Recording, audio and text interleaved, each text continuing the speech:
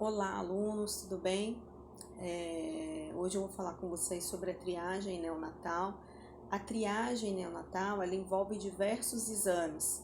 O exame do coraçãozinho, o exame do olhinho, o exame do pezinho, tá? Então, coraçãozinho, olhinho, ouvidinho e o teste do pezinho faz parte da triagem neonatal, que são exames obrigatórios em território nacional, tá bom?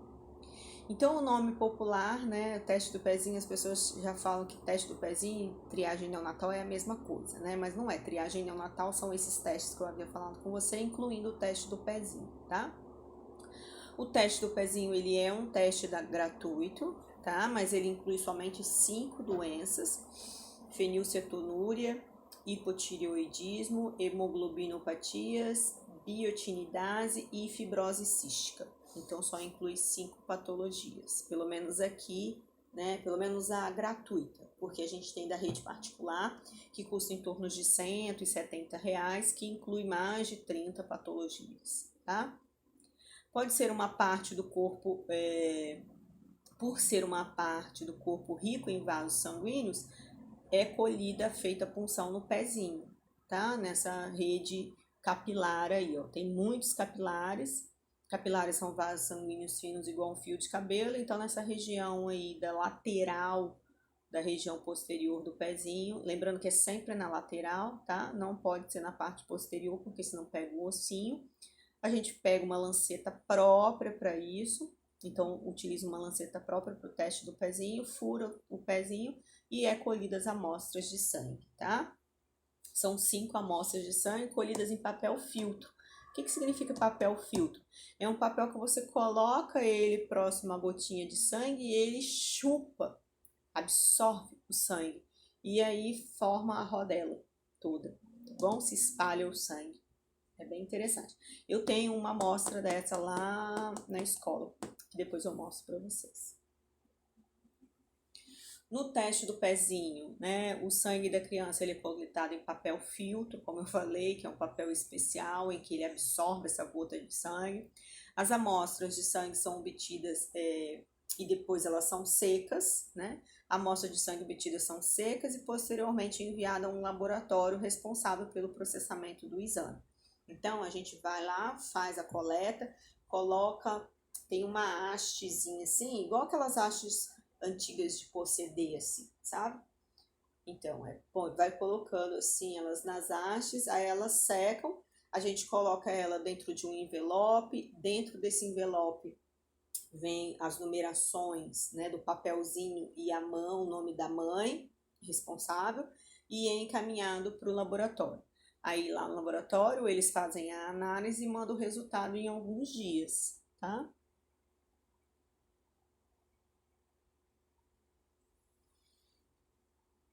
Em sua versão mais simples, né? O teste do pezinho ele foi introduzido no Brasil na década de 70. Então, lá para o lado de 1970 foi introduzido o teste do pezinho para identificar somente 2 doenças.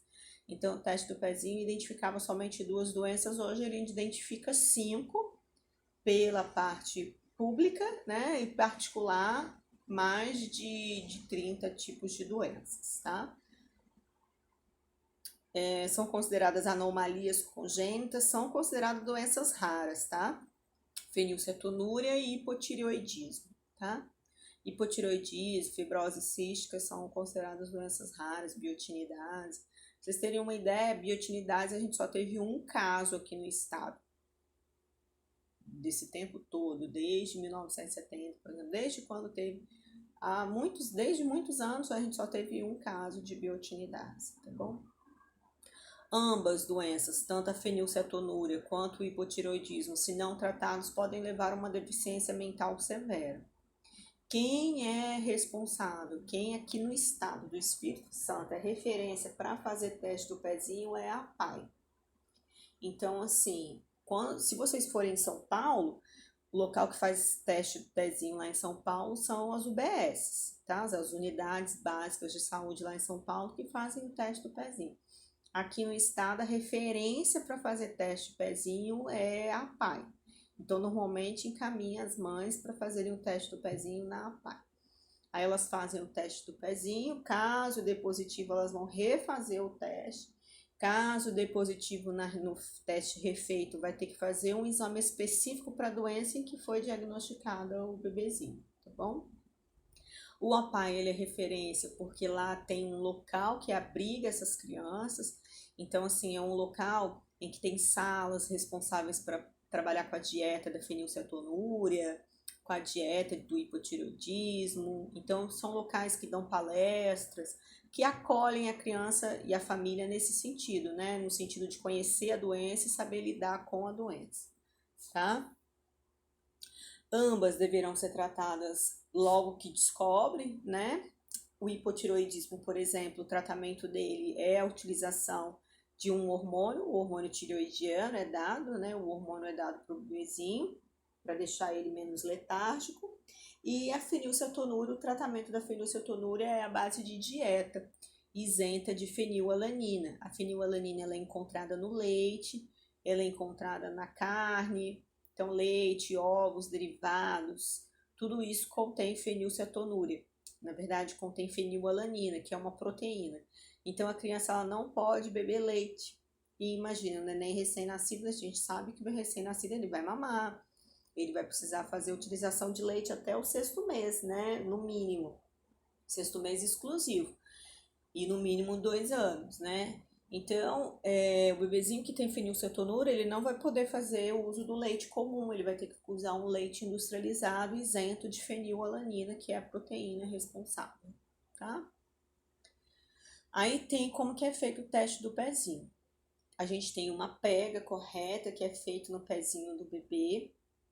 Essa pega eu vou apresentar para vocês lá na escola, porque a gente faz uma prática de como que funciona essa parte.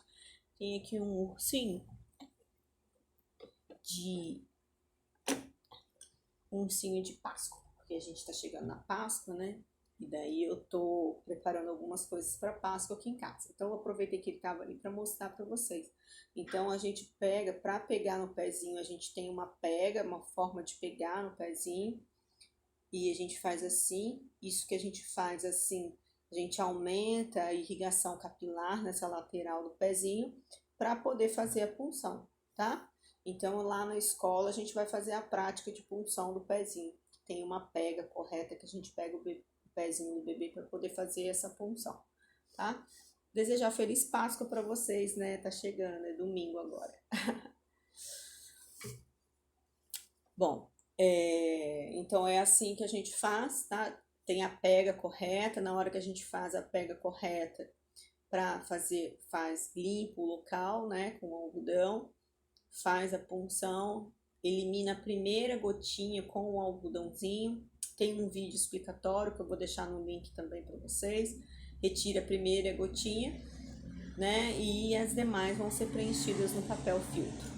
Bom, lembrando que o preenchimento ele tem que ser total, não pode só borrar o papel filtro, tem que ser um preenchimento total. Aí embaixo, vamos ler aqui a figura para vocês entenderem. Punção. Aí aparecem os 3 pezinhos. O primeiro fazendo a punção, o segundo retira a primeira gota e o terceiro coloca o círculo no papel filtro. Abaixo vocês vão ver escrito assim: a gota de sangue deve preencher o círculo totalmente. Entendeu? Porque senão o diagnóstico dá incorreto. Bom, aí tá vendo o pezinho? O pezinho é petititinho, porque é um pezinho de neném, né? Uma lanceta própria. Tá bom? Então, a identificação precoce de qualquer dessas doenças permite evitar o aparecimento dos sintomas através do tratamento apropriado. Então, por isso, o teste, normalmente, ele pode ser realizado 2 vezes. Por quê? Por que está escrito aí 2 vezes? Na verdade, o teste é realizado uma vez, né? No 2º ao 5º dia. Aliás, do 3º ao 5º dia de nascido. Por que aí está escrito 2 vezes? Porque existem maternidades que fornecem o teste do pezinho nas primeiras 24 horas. Ou seja, a mulher pare, né, vai ter o neném e o teste do pezinho é feito lá dentro do hospital mesmo. Só que ela vai ter que fazer de novo lá fora, do 3º ao 5º dia. Então, muitas das vezes não compensa, né? O ideal é fazer do terceiro ao quinto dia, tá? Então, por isso, recomenda-se realizar, às vezes, o teste 2 vezes, a segunda vez no quinto dia de vida. Normalmente é feito uma vez só, tá? Do terceiro ao quinto dia de vida. Antes disso, os resultados não são precisos ou confiáveis. Então, antes do quinto dia, por isso que se recomenda do terceiro ao quinto dia, porque antes do terceiro dia não é tão confiável o diagnóstico, porque ele é muito novinho ainda. Ele ainda não entrou em contato com o leite, ele ainda não apresentou sinais e sintomas, a doença ainda não se manifestou. Por isso, a necessidade, né? A importância de ser feito do terceiro ao quinto dia. A partir desse dia, é importante que toda mãe leve seu filho para fazer o exame, assim o tratamento será mais eficaz. Tem mães que não levam, tá? Levam depois de 15 dias, já vi mãe até de 3 meses. Mas eles fazem o teste, né? Mesmo assim, tá? Por meio da lei federal, né? O teste se tornou obrigatório em 1992, embora ainda não alcance a totalidade dos recém-nascidos, que eu falei com vocês que nem todas as mães fazem, né? A portaria de 822 de junho de 2001, assinada pelo José Serra, criou o Programa Nacional de Triagem Neonatal. Então, em 2001 foi criada a triagem neonatal. E a triagem neonatal inclui o teste do pezinho, tá bom? Ou seja, é obrigatório todas as crianças realizarem o teste do pezinho, o teste do coraçãozinho, o teste da orelhinha, o teste do ouvidinho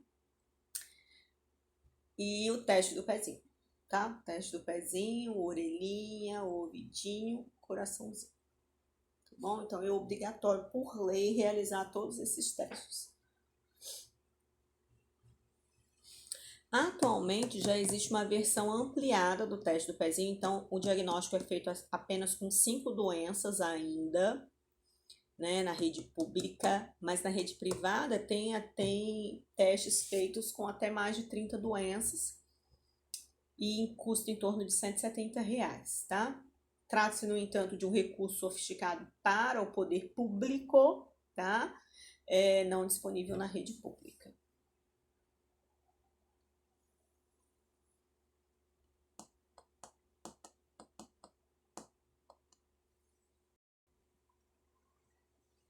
Agora vem aqui, né, algumas doenças, as doenças diagnosticadas pelo teste do pezinho.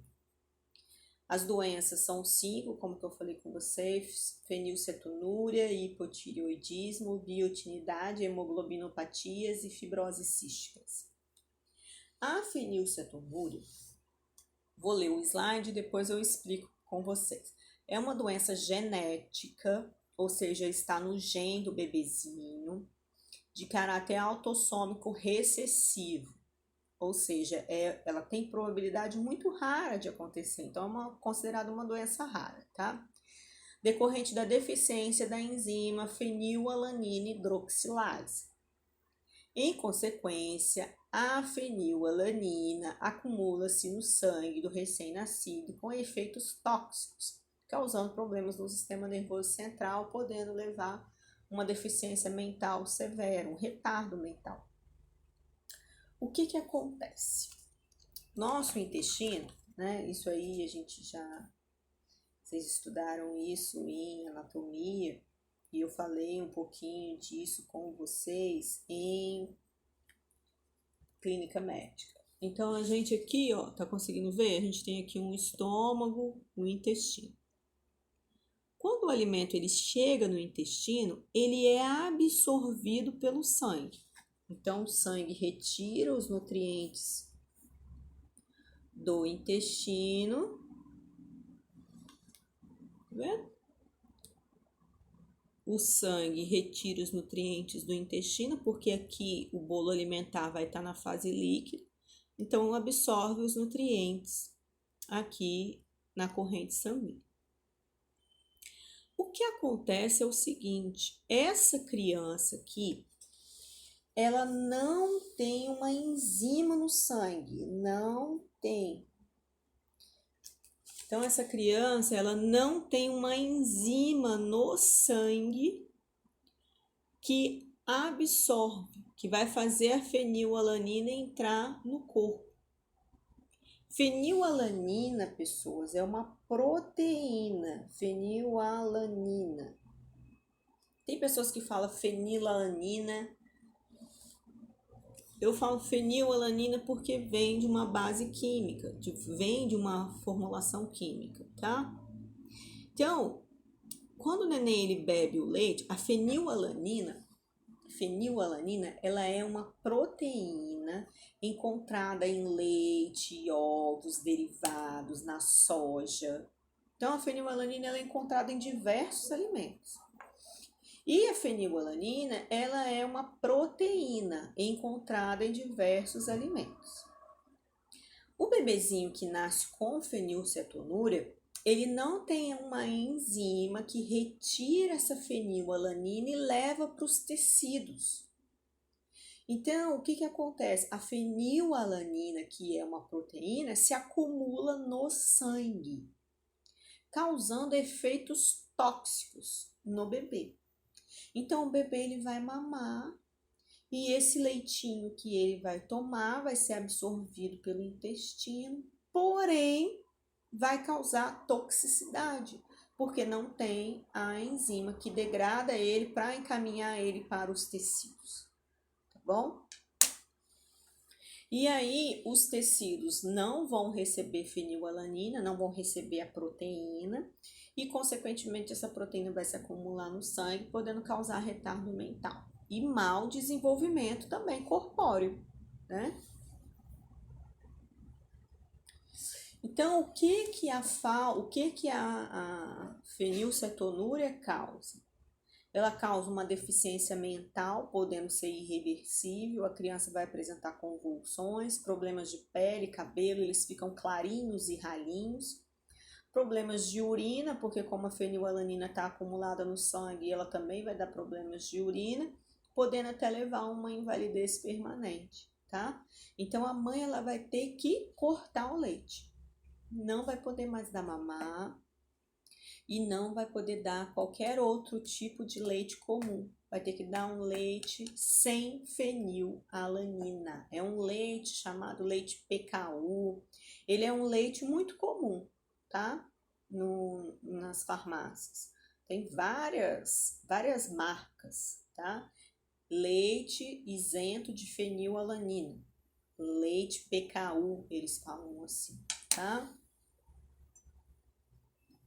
Então, o tratamento vai ser a alimentação dessa criança. E a alimentação, o tratamento vai ser do nascimento até a doença desaparecer. Mas, professora, mas a doença tem como desaparecer? Tem. Então, a importância dessa criança ela ter um acompanhamento. Por isso que o APAE ela é referência aqui no estado como diagnóstico e suporte, tratamento para as doenças do teste do pezinho.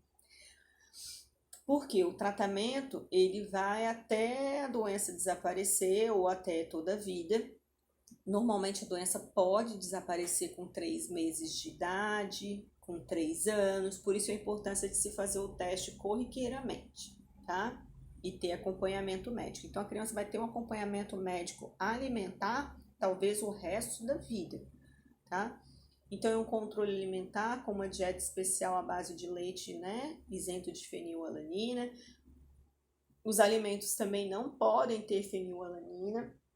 Vamos lá, os alimentos que têm alto, não quer dizer que os outros não tenham teor de fenilalanina, tem, só que é baixo.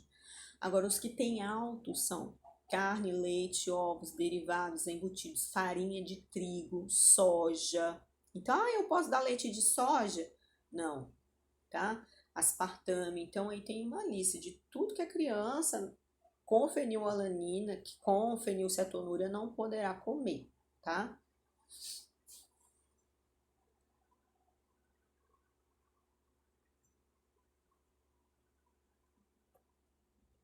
Os alimentos que têm baixo teor de fenilalanina, que a criança vai poder se alimentar: legumes, vegetais, frutas.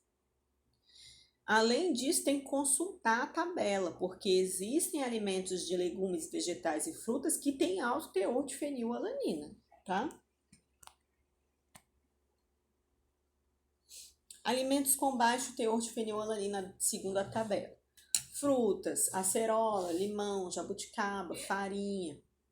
Farinha, as pessoas não pode ser trigo. A criança não pode se alimentar de trigo.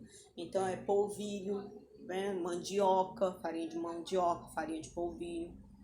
Açúcares, né? Pode, açúcares, geleia de frutas, mel, sagu, refrigerante, picolé, bala, pirulito, isso tudo pode, bom?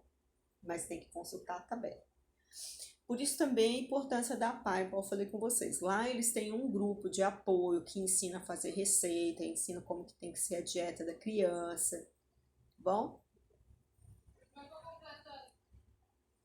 Hipotireoidismo. Então, eu falei com vocês da fenilcetonúria, vamos ao hipotireoidismo. O hipotireoidismo, pode ser hereditário. Quais são as características de uma pessoa com hipotireoidismo? Hipotireoidismo é baixa produção de hormônio tiroidiano.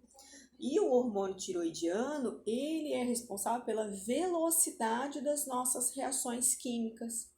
Então, o quão rápido funciona o meu peristaltismo, o quão rápido funcionam as minhas funções vitais, o quão rápido funcionam as minhas células. Depende da quantidade de hormônio tiroidiano produzido. Se eu produzo muito hormônio tiroidiano, normalmente eu sou uma pessoa mais acelerada, eu tenho meu metabolismo mais acelerado. Se eu sou uma pessoa que produz pouco hormônio tiroidiano, eu sou uma pessoa letárgica, apática, tá bom?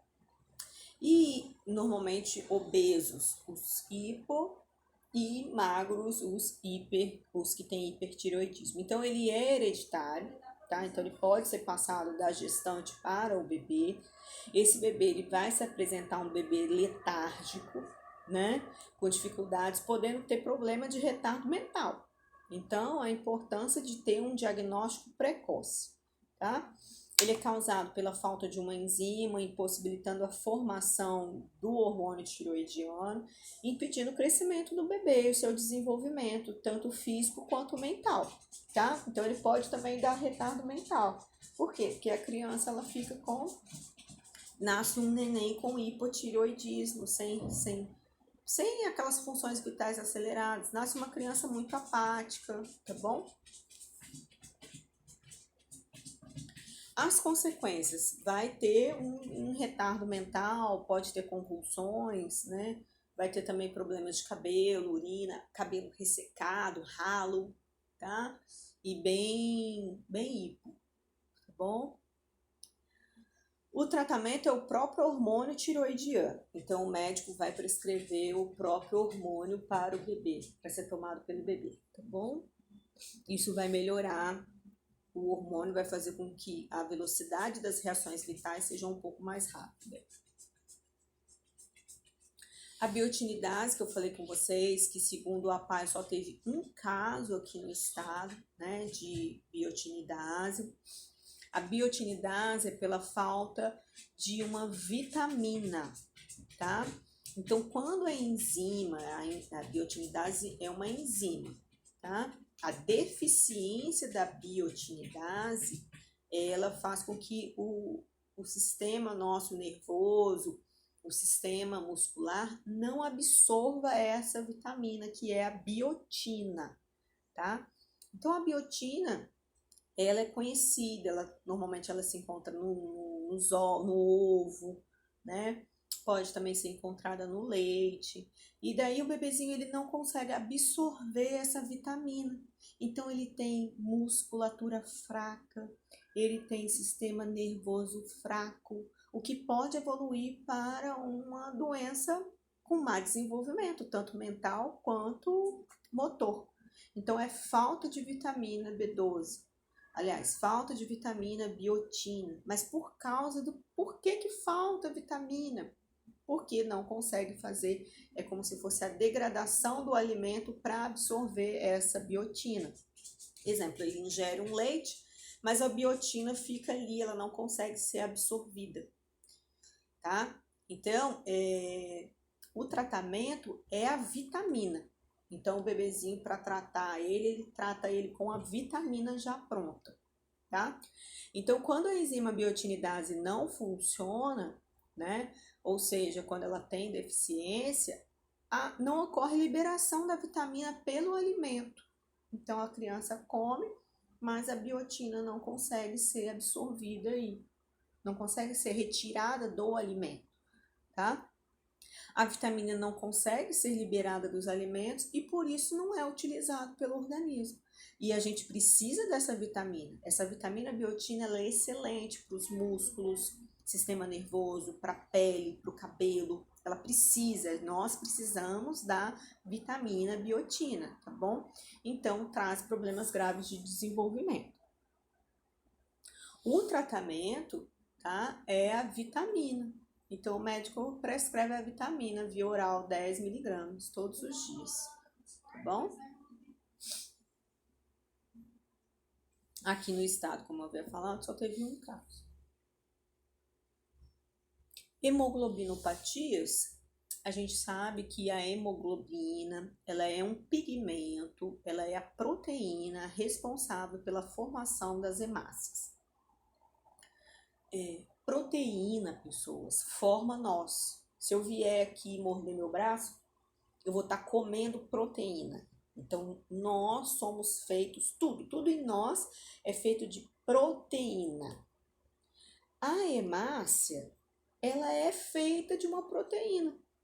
E essa proteína que ela é feita é chamada hemoglobina.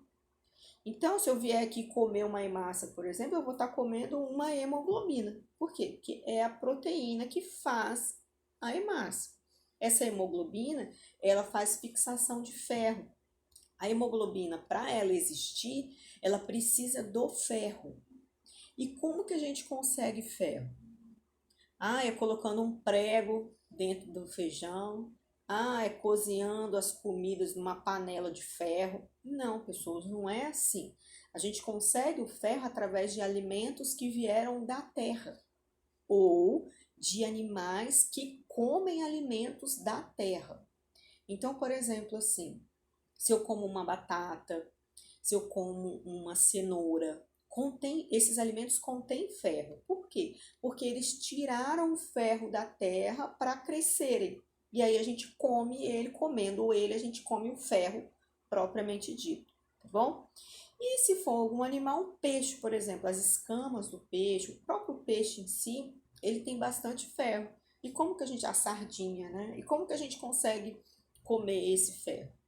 Porque ele comeu as plantinhas lá do fundo do mar, as coisinhas do fundo do mar e absorveu o ferro dali. A areia tem bastante ferro, né? Por isso que o peixe, a sardinha principalmente, aquela camadazinha da pele dela tem bastante ferro. A gente até sente um gostinho de ferro quando a gente come ela, né? Voltando, então, as hemoglobinopatias são bebezinhos que nascem com problemas no sangue. Então, eles nascem com problema na formação da hemoglobina. Eles nascem com má formação de hemácias. Consequentemente, se tem má formação de hemácia, não carrega o oxigênio. Então, normalmente o diagnóstico é feito porque o bebê ele nasce com anemia, né? O termo hemoglobinopatia refere-se a uma gama de doenças por um defeito dessa proteína, tá? Que faz com que a hemácia não consiga carregar o oxigênio suficiente para o corpo. Então, pode dar retardo mental, dar anemia grave. Mas é o que eu falei, normalmente essas doenças não ficam para a vida inteira. Pode ocorrer com que elas sumam depois dos 3 meses de idade. Por isso a importância de estar fazendo sempre exame para poder saber se ela continua ou não, tá? A mãe, durante a gestação, tem que tomar muito cuidado com alguns tipos de medicação. Por que durante a gestação a mulher não pode tomar uma dipiona, não pode tomar uma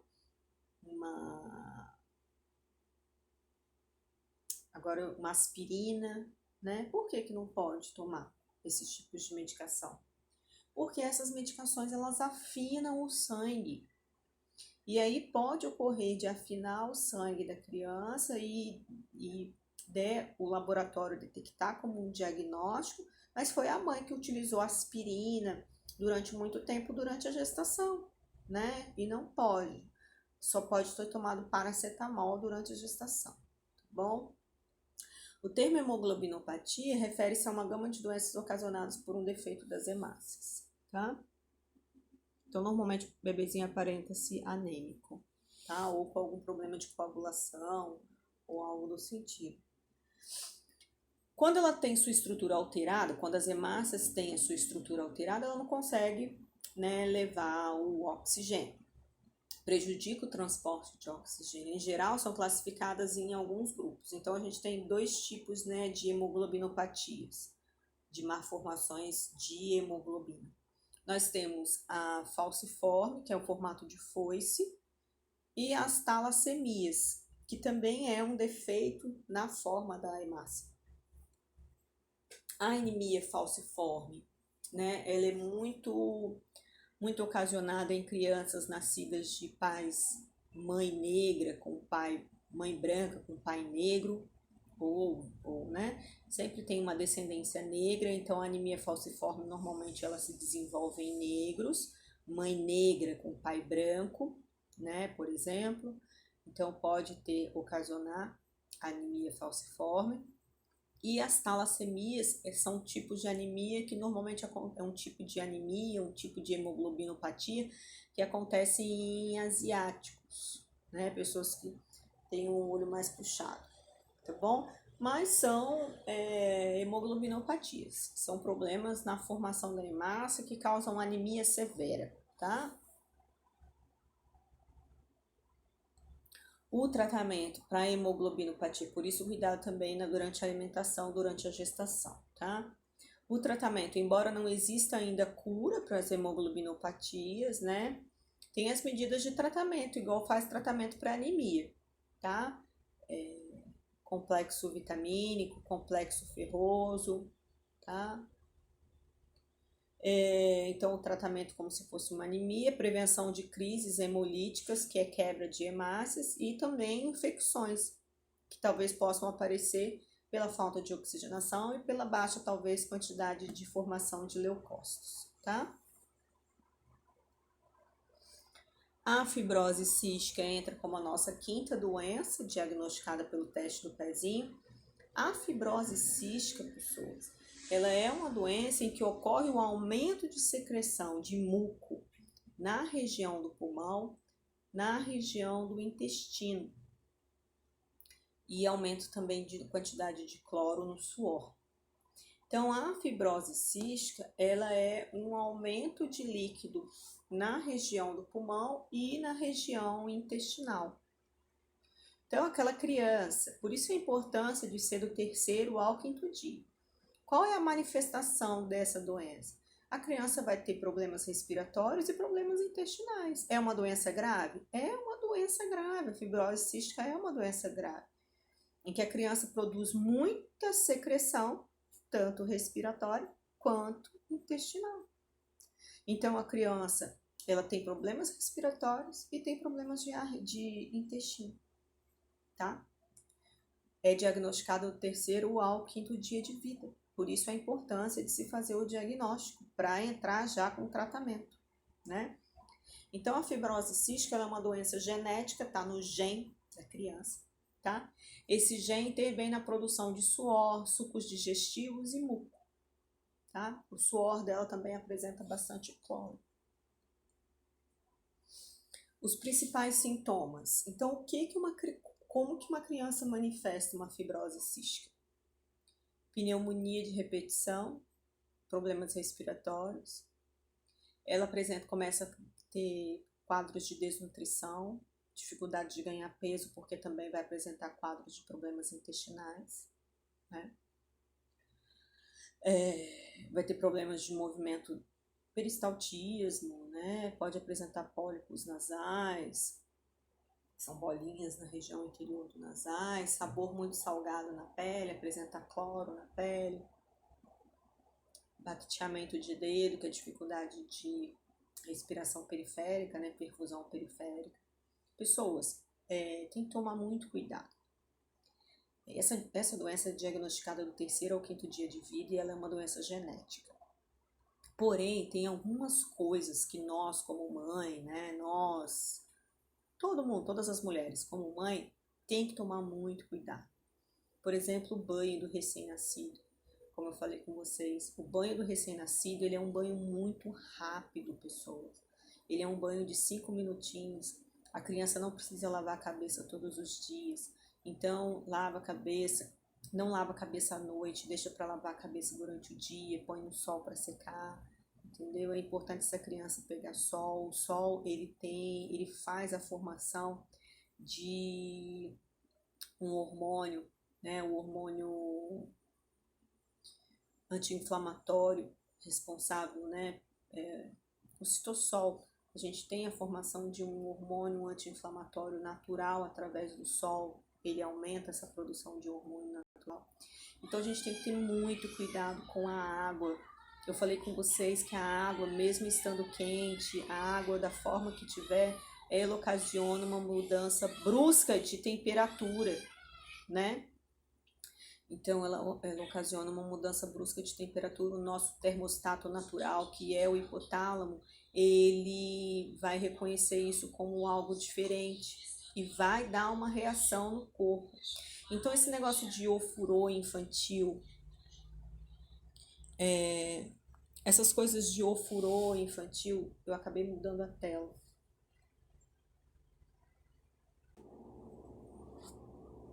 Então a gente tem que tomar muito cuidado com a questão desse negócio de ofurô, né?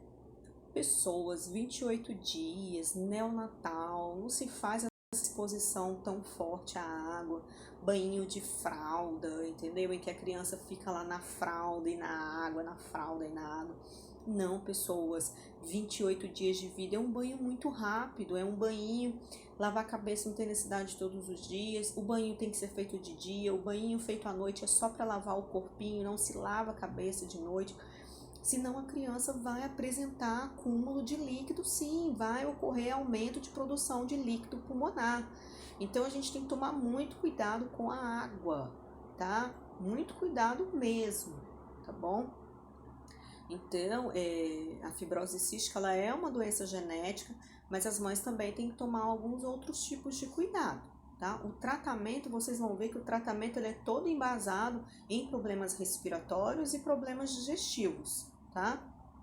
Então, normalmente essa criança vai fazer ingestão de enzimas digestivas para melhorar a questão da alimentação, antibiótico, né? Suporte nutricional, broncodilatadores, fisioterapia respiratória, anti-inflamatórios. Então, se você observar, tá vendo? Tudo problema respiratório. Anti-inflamatórios, atividade física e acompanhamento multidisciplinar. Então, essa criança ela vai ter que ter um acompanhamento constante por causa desse excesso de produção de muco, tá? E isso pode se agravar por conta dessa constante utilização da água. Então, é importante nós, como equipe de enfermagem, conscientizar essas mães que durante 28 dias, um mês de vida, não se deve fazer uso de ofurô, excesso de água, pessoas. O banho tem que ser muito rápido, tem que eliminar correntes de ar, janela fechada, porta fechada, banho no quarto, não se dá banho no banheiro pela umidade e temperatura do banheiro, por causa dos azulejos, tá? Então, isso, as mães têm que se conscientizar quanto a isso, tá bom? Dentro da triagem neonatal vem o teste da orelhinha, né?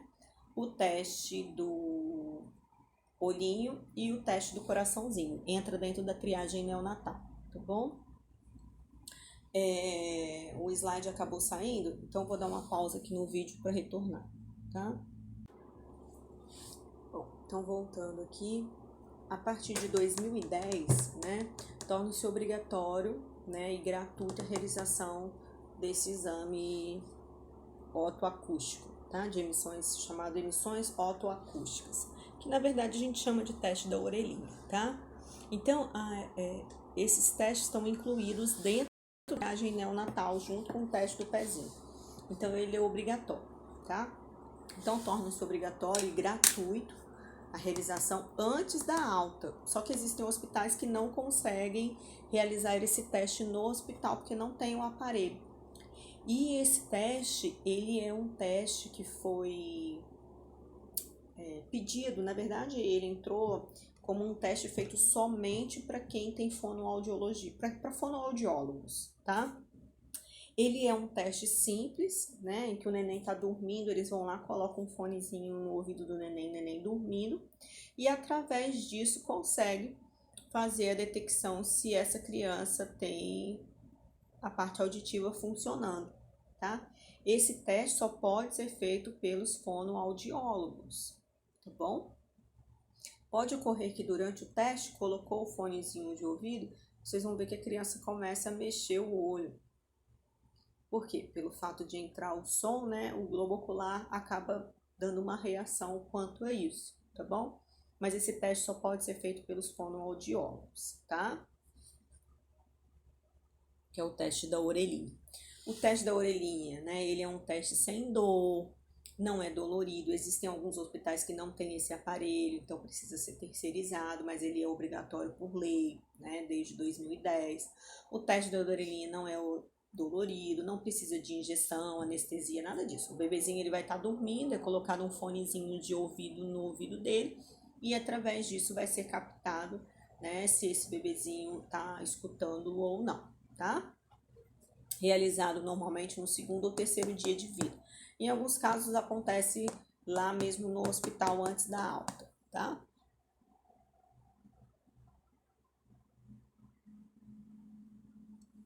O teste do coraçãozinho, ele é um oxímetro de pulso que é colocado, né, ou na mãozinha do bebê, no pulso do bebê e no tornozelo do bebê. Então é colocado, né, ou no pulso ou no tornozelo do bebê. E aí ele é um oxímetro, ele vai verificar a concentração de oxigênio e, consequentemente, a frequência cardíaca.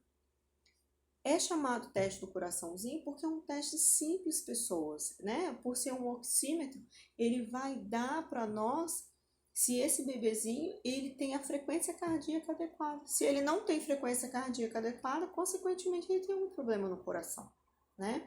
E o oxímetro também, ele dá a saturação de oxigênio também, né? Então o nome técnico é chamado oximetria de pulso, né?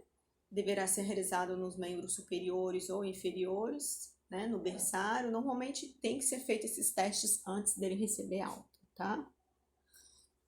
Aí mostra, tá vendo? O teste do coraçãozinho com 100% de saturação e abaixo tem os batimentos, tá? O exame é capaz de detectar precocemente cardiopatias, por isso a necessidade de se fazer e daí a gente fazer uma intervenção, né? Fazer uma intervenção, encaminhamento para um cardiologista, fazer um ecocardiografia, uma ecocardiografia, uma eletrocardiografia, que daí verifica certinho qual é o tipo de cardiopatia que esse bebê tem. Então, através desse teste simples, a gente consegue fazer encaminhamento para um médico especialista e já intervir nos primeiros dias de vida, tá? Aí mostra, tá vendo? O teste do coraçãozinho feito através de um oxímetro um pouco maior, um aparelho de tela, né? E aí, tá vendo ali em cima, saturação de oxigênio, 139 batimentos. Lembrando que normalmente os batimentos cardíacos do recém-nascido, ele vai de 120 a 160 batimentos. Quanto mais prematurinho, maior a quantidade de batimentos, né? Então, quanto mais prematuro, mais rápido bate o coração. Menos prematuro, menos bate. Então, varia de 120 a 160.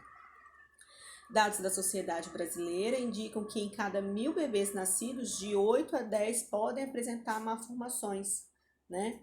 Ou seja, em cada 1000, 9, 8 pode apresentar, tá? 2 podem apresentar cardiopatias graves, né, e necessidade de intervenção médica o mais rápido possível. Por isso a necessidade de se fazer o mais rápido possível o diagnóstico. O teste do olhinho. No teste do olhinho é colocado uma luz. Isso aí pode ser feito logo que o neném nasce. Então, logo que o nenenzinho nasce, pode ser incendida uma luz sobre o olhinho dele. Essa luz que é incendida sobre o olhinho dele, ela tem que dar uma luz nessa coloração, uma coloração alaranjada, não pode dar uma coloração branca, porque a coloração branca indica algum tipo de deficiência ocular, tá? Então ele tem que dar uma coloração, alaranjada, avermelhada, tá bom? Uma fonte de luz ele sai desse aparelhozinho aí, tá? Chamado oftalmoscópio, tipo uma lanterninha, e nele é observado o reflexo pupilar, né? Pupila, migríase e míase, né? Quando a retina é atingida por essa luz, os olhos saudáveis eles apresentam vermelhinhos alaranjados, e quando há algum tipo de problema, ele apresenta esbranquiçado. A importância de se fazer esses testes é poder intervir o mais antes possível e tentar sanar essas patologias do recém-nascido, tá bom? E é isso, pessoas, né? A gente fica por aqui. Os sinais vitais do recém-nascido fica para a próxima aula. Eu espero que tenham gostado. Qualquer dúvida que vocês tiverem, vocês entrem em contato comigo. Quanto à prática da pega e do exame do teste do pezinho, a gente vai estar fazendo isso em sala de aula, tá bom? Bons estudos, continuem estudando. Eu vou desejar para vocês uma feliz Páscoa, porque esse é o nosso último vídeo da semana, tá? Domingo é dia de Páscoa. Feliz Páscoa a todos vocês. Aproveitem para ficar com os familiares de vocês. Eu sei que é um momento difícil, a questão financeira tá complicada, né, no país. Mas eu desejo de coração uma boa Páscoa, que vocês fiquem ao lado das pessoas que vocês amam, tá? E que, se Deus quiser, tudo dará certo, tá bom? Fiquem com Deus e até semana que vem.